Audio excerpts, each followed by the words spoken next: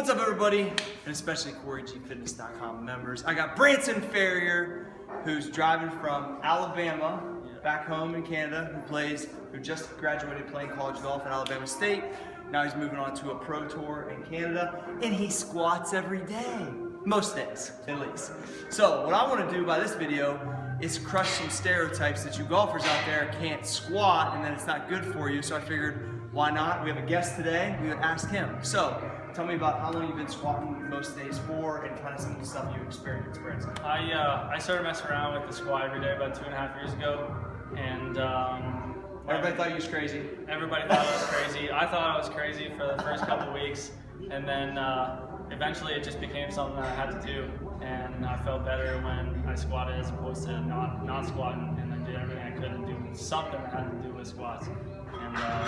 And basically for the last 2.5 years, my game has just gone through the roof. How did you explain to the golfers that watch this how your hips feel different, or what feels different about your golf swing and your distance compared to prior to squatting?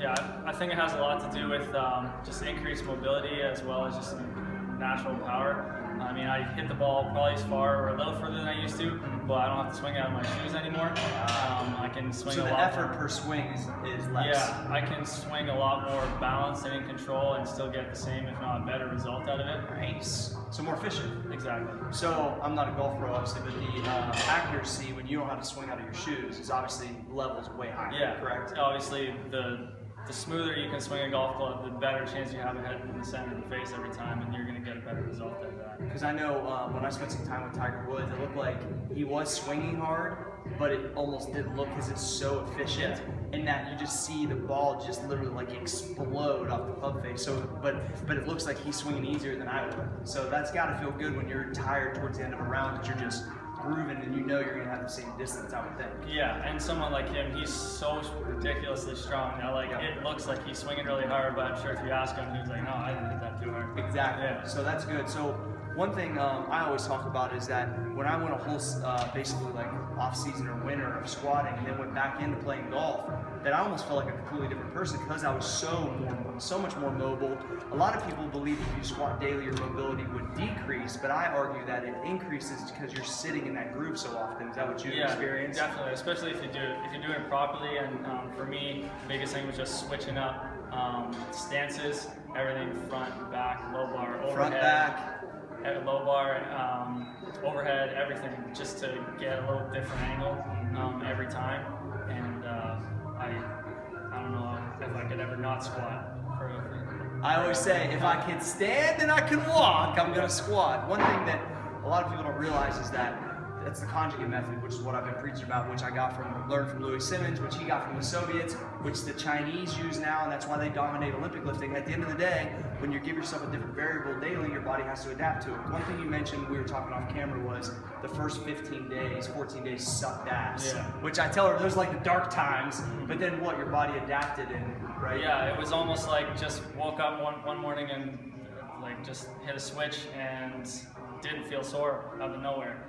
And then after that, it just every single day feels better than the next down under the bar. So talk about, a lot of people are saying, well, I don't want to squat all day because I'm nervous about my lower back. Like Rory, we talked about Rory, he squats a lot. It's like one of those things where I think you're risking if you're not making yourself stronger, because in the golf game, that's what everybody gives out, is they shred their lower back basically. Yeah. So talk about that real quick. Yeah, exactly. I mean, there's two things that the spiner is supposed to do at one time is lift and twist.